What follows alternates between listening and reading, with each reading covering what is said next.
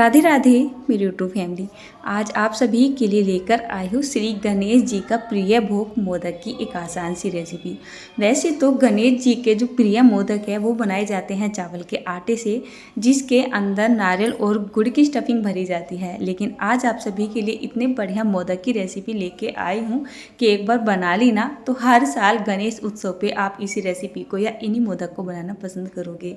तो देखने में ही आपको पता लग रहा होगा कितनी ज़्यादा सुपर टेस्टी, कितनी ज़्यादा बढ़िया लजीज ये मोदक बनके तैयार हुए हैं, वो भी बहुत ही आसान तरीके से। तो चलिए शुरुआत करते हैं मोदक बनाने की दूध से। अब आप सोच रहे होंगे मोदक में दूध का क्या काम। दूध का काम है, यहाँ पर एक भारी सी तली वाली स्टील की कढ़ाई ले लेते हैं और इसमें 1 से 1.5 लीटर के जितना हम यहाँ पर दूध डाल लेते हैं। जब भी आप खोया बनाओ ना, नॉर्मली अदर रेसिपी के लिए भी बता रही हूँ, तो आप इस्तेमाल करें या तो लोहे की कढ़ाई या फिर स्टील वगैरह की कढ़ाई। इसमें खोया एकदम वाइट सा बन के तैयार होता है। नहीं तो किसी और धातु की कढ़ाई में बनाते हो ना तो जो खोया बनता है ना वो सांवला पड़ जाता है या उसका कलर चेंज हो जाता है। अब इस दूध को हमें जब तक पकाना है जब तक इससे खोया बन के तैयार नहीं हो जाता है, इसका जितना भी मॉइस्चर है ना वो सारा का सारा ख़त्म नहीं हो जाता है। तो बस यहाँ पर थोड़ा सा टाइम यहीं पे लगता है। आप चाहे तो ये काम पहले से भी करके रख सकते हो, लेकिन मैं तो इस काम को साथ के साथ ही कर रही हूँ। करीब यहाँ पर मेरी लग गई थी 30 से 35 या 40 मिनट, जब तक यहाँ पर खोया बना। तो बिल्कुल परफेक्ट ये खोया बनकर तैयार हो चुका है। इसी तरीके का हमें खोया चाहिए। आप देख सकते हैं इसमें मॉइस्चर नहीं रहना चाहिए। अब इसे छींटे से भी नहीं लग रहे हैं, तो इसको कढ़ाई के अंदर ही फैला देते हैं और साइड में छोड़ देते हैं। उसके बाद यहाँ पर एक बड़ा सा बर्तन जैसे कि परात वगैरह ले लेते हैं और हम यहाँ पर ले लेते हैं करीब 200 ग्राम के जितना या 1 कप के जितना बारीक वाला बेसन। तो मैं यहाँ पर राजधानी का फाइन बेसन ले रही हूँ। इसमें मैंने 2 छोटा चम्मच के जितना घी डाल दिया है। घी को मैंने मेल्ट कर लिया था, यानी गर्म कर लिया था, तब डाला है।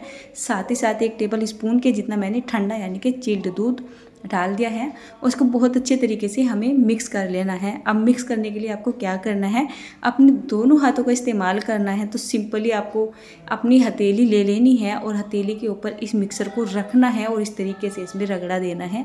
सिंपली अगर आप एक ही हाथ से इस काम को करने जा रहे हो ना तो बढ़िया तरीके से नहीं होगा। तो दोनों हाथों की हेल्प लेते हुए इस तरीके से रगड़ते हुए इसको लम्स फ्री बना के तैयार करें। बट आप कितनी भी कोशिश कर लो ये लम्स फ्री बन ही नहीं पाता है। तो उसके लिए आपको क्या करना है, अपनी आटा छानने वाली छलनी ले लेनी है या नॉर्मली जिसकी जाली मोटी हो ऐसी कोई छलनी ले लेनी है और इसमें इसको डाल देना है और डालने के बाद इसको छान देना है। इतनी आसानी से ये छानने में नहीं आता है।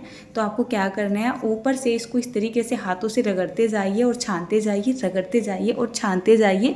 तो यहाँ पर ना ये सारा का सारा बेसन ही छन जाएगा। ऐसा नहीं है कि छलनी के ऊपर जो यहाँ पर ये गुठलियाँ सी आपको नज़र आ रही है, बस मोटा मोटा छान लिया उसको फेंक दिया।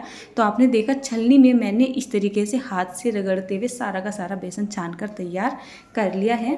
तो यहाँ पर हमें मोदक बनाने का बेस मिल चुका है एकदम बढ़िया फाइन सा। वैसे आप चाहे तो इसकी जगह मोटे वाले बेसन का इस्तेमाल भी कर सकते हैं, लेकिन असली टेस्ट ना इसी में ही आता है। देखिए इस तरीके का हमें बेसन चाहिए। उसके बाद हमें यहाँ पर एक कढ़ाई और ले लेनी है और इसमें डाल लेना है घी। तो मैं यहाँ पर घर का शुद्ध देसी घी का इस्तेमाल कर रही हूँ। आप जो भी घी अपने घर में खाते हैं वो घी ले सकते हैं। करीब मैंने यहाँ पर ये 3/4 कप के जितना घी डाल दिया है और साथ ही साथ जो हमने मोदक का बेस बना के तैयार किया था इसको भी यहाँ पे हम डाल देते हैं। अब टाइम आ चुका है इसकी भुनाई करने का, यानी कि इसको अच्छे से पकाने का या फिर सेकने का। कुछ लोग सेकना बोलते हैं ना, लेकिन हमारे यहाँ पर इसको भूनना बोला जाता है। गैस का फ्लेम आपको मीडियम टू हाई के बीच में रखना है और कोशिश करें आप मीडियम ही रखें, मीडियम से थोड़ा बहुत कम कर ले। 7 से 8 मिनट, 9 मिनट, 10 मिनट या 11 मिनट का आपको यहाँ पर टाइम देना है।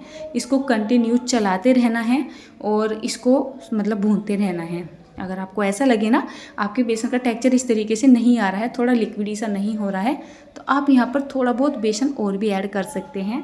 एक चॉइस और देती हूँ आपको। बहुत सारे मुझे कमेंट आ जाते हैं, क्या दीदी ये बिना घी के बन सकता है। वैसे तो ये भोग बन रहा है तो बिना घी के बनेगा, अच्छा नहीं लगता है। बट आप आधा घी और आधा रिफाइंड ऑयल का इस्तेमाल भी कर सकते हैं। आधा घी आधा मूंगफली के तेल का इस्तेमाल भी कर सकते हैं, जैसे आपकी मर्जी। पर प्योर घी में थोड़ा और अच्छा टेस्ट आता है। इसको जैसे कि मैंने बताया है 9 से 10, 11 या 12 मिनट के लिए आपको जब तक भूनना है जब तक इसका कलर चेंज नहीं हो जाता है, ये फ्लफी सा नहीं हो जाता है, जैसे जैसे आप इसको भूनते चले जाओगे ना, इसके अंदर हवा सी भर जाती है और साथ ही साथ इसमें खुशबू बड़ी अच्छी आती है। जब भी आप बेसन को घर में भूनते हो ना, तो बहुत ही सौंधी सौंधी सी खुशबू आती है। देखिए इस तरीके से इसमें हवा सी भर रही है, कलर भी चेंज हो चुका है और क्वांटिटी में ज़्यादा सा लग रहा है ना। देखिए, तो बस गैस को ऑफ करने के बाद कम से कम 1 मिनट के लिए इसको और चला लीजिए और उसके बाद ये जो हमने खोया तैयार किया था ना, इसको तुरंत ही यहाँ पर ट्रांसफ़र कर दीजिए। ये वाली कढ़ाई छोटी है जिसमें मैंने बेसन को भूना है, और जिसमें खोया है ये काफ़ी बड़ी कढ़ाई है, तो इसमें इसको मिक्स करने में मुझे आसानी रहेगी। तो मैंने ये बेसन यहाँ पर डाल लिया है और उसके बाद हमें क्या करना है, एक सिरप तैयार करना है जिससे हमारे मोदक मीठे बनेंगे। तो एक साइड में हमें एक पैन ले लेना है और पैन में हमें चीनी डाल लेनी है। अब आप ध्यान दीजिए, 1 कप के जितना मैंने यहाँ पर बेसन लिया था, तो 1 कप की जितनी मैं यहाँ पर ये नॉर्मल चीनी ले रही हूँ और इस चीनी में आधा कप के जितना हमें पानी डालना है। पानी का आपको खास ध्यान रखना है, पानी ज़्यादा नहीं डालना है। जितनी चीनी ले रहे हैं इसका आधा पानी आपको डाल लेना है और इसका हमें एक तार वाला सिरप बनाना है। तो चलिए इसको हल्का सा चला देते हैं और जब तक चीनी अच्छे से घुल नहीं जाती है ना, बीच बीच में आप इसको चलाते रहिए, छोड़ते रहिए, मतलब इसको पकाते रहिए। 5 से 6 या 7 मिनट का टाइम लगेगा आपकी चीनी को घुलने में। तो यहाँ पर हम अच्छा सा टेस्ट देने के लिए 1 चम्मच के जितना इलायची का पाउडर डाल देते हैं। साथ ही साथ इसमें कलर और अच्छा आ जाए तो हम यहाँ पर हल्का सा केसरी फूड कलर डाल देते हैं। वो थोड़ा सा ही डाल रही हूँ, बहुत ज़्यादा नहीं डाल रही हूँ, बाकी आप चाहे तो इसको स्किप भी कर सकते हैं। अच्छे से इसको मिक्स कर देते हैं। जब इसमें चीनी अच्छे से घुल जाती है तो 5 मिनट के लिए इसको और पका लीजिए, तो ऑटोमेटिकली इसमें एक तार बन जाता है। तो टोटली मैंने इसको 9 से 10 मिनट के लिए पका लिया है और ये जो हमारा सिरप है ना, बिल्कुल बढ़िया तरीके से बनके तैयार हो रहा है। देखिए ऐसा हो रहा है ना मानो जैसे शहद होता है। तो गर्मा गर्म सिरप को इस बेसन और खोए के अंदर डाल देते हैं। गैस का फ्लेम ऑन कर देते हैं, मीडियम टू लो के बीच में हम फ्लेम को रखते हैं और 5 से 6 मिनट के लिए इसकी यहीं पर घुटाई कर लेते हैं। बाई चांस आपकी सिरप में थोड़ी बहुत कमी रह गई होगी, मतलब जो ये अच्छे तरीके से नहीं बना होगा, तो 5-6 मिनट के लिए आप इसको यहाँ पे कुछ इस तरीके से चला लें, एक ही डायरेक्शन में चलाते रहे। अब ये जो खोया था ना, इसमें काफ़ी अच्छा दाना बना हुआ है, तो ये जो दाना है ना, ये एकदम से ख़त्म हो जाना चाहिए। अब इसको ठंडा करना बहुत ज़रूरी है। 5-6 मिनट के लिए तो मैंने इसको चला लिया है गैस के ऊपर ही रख के। उसके बाद मैंने इसको यहाँ पे उतार लिया है और अब इसकी घुटाई करते हैं। इसकी घुटाई करते हैं कम से कम हम आधा घंटे के लिए। बस यहीं पे मेहनत लगती है इसकी, बाकी तो बहुत ही ईजी से काम हो जाता है। और घुटाई भी इसकी इस वजह से करनी पड़ती है क्योंकि इसे हमें ठंडा करना होता है। इसको हम ऐसे ही नहीं छोड़ेंगे, नहीं तो इसके ऊपर एक पपड़ी सी आ जाती है। इसको हमें लगातार चलाते रहना, इसकी घुटाई सी करते रहना और घुटाई करते करते इसको हमें ठंडा कर लेना है। अब यहाँ पर खड़ा रहना काफ़ी देर तक मेरे लिए मतलब असंभव सी बात आप बोल सकते हो, पैर दुखने लगते हैं। तो सिंपली मैं आ चुकी हूँ, यहाँ पे पंखा चलता रहता है, चौक है ना, तो यहाँ पे छत पे सीलिंग फ़ैन चलता रहता है, तो कुछ हवा की वजह से ठंडा हो जाएगा और कुछ इसको मैं चलाती रहूँगी, ठंडा हो जाएगा, तो मेरा काम भी थोड़ा सा आसान हो जाएगा, थोड़ा सा मेरे पैरों को भी आराम मिल जाएगा। तो इस तरीके से इसको थोड़ा सा धीरे धीरे से फेंटते रहे, मिक्स करते रहे और चलाते रहे। तो आप देख सकते हैं यहाँ पर ये बहुत ही अच्छे से ठंडा हो चुका है, एकदम गाढ़ा सा हो रहा है। अब ऐसा हो रहा है मानो ये जमने वाली कंसिस्टेंसी में जा रहा है। आप चाहे तो इसकी बर्फ़ी भी बना सकते हैं, नॉर्मली पेड़े भी बना सकते हैं। देखिए इस तरीके से हो रहा है ना, बढ़िया हो रहा है बिल्कुल। इसमें वो जो एक चीड़ सी बोलते हैं ना, चिपकन सी होती है, वो नहीं है इस टाइम पे। तो बस ये तैयार है। अब हम यहाँ पे क्या करते हैं, थोड़े से ड्राई नट्स वगैरह डाल देते हैं। अगर आपको डालने हैं डालें, नहीं तो आप स्किप भी कर सकते हैं। मैंने बहुत थोड़ा सा यहाँ पर पिस्ता डाल दिया है और पिस्ता डालने के बाद इसको अच्छे से मिक्स कर लेते हैं। तो जैसे जैसे ठंडा होता चला जाएगा ना, ऑटोमेटिक ही एकदम जमने वाली कंसिस्टेंसी में जाता रहेगा और साथ ही एकदम थिक सा भी होता चला जाएगा। उसके बाद हम यहाँ पर कोई बर्तन ले लेते हैं और सारा मिश्रण हम इस बर्तन में निकाल लेते हैं और उसके बाद शुरू करते हैं अपने मोदक बनाने। अब आप ये देख सकते हैं मेरे पास ये 2 तरीके के मोदक मोल्ड है। दोनों ही मोदक मोल्ड मैंने ये ऑनलाइन मंगाए हुए हैं। आपके पास जोन से भी मोदक मोल्ड हो आप वो मोल्ड ले लीजिए और बस इस तरीके से इसमें दबा दबा के इस जो है मिक्सर को भरिए और जो मोल्ड को ना बंद कर दीजिए। तो देखिए इस वाला मतलब ये वाले जो मोदक मोल्ड है ना मुझे बहुत ज़्यादा पसंद है।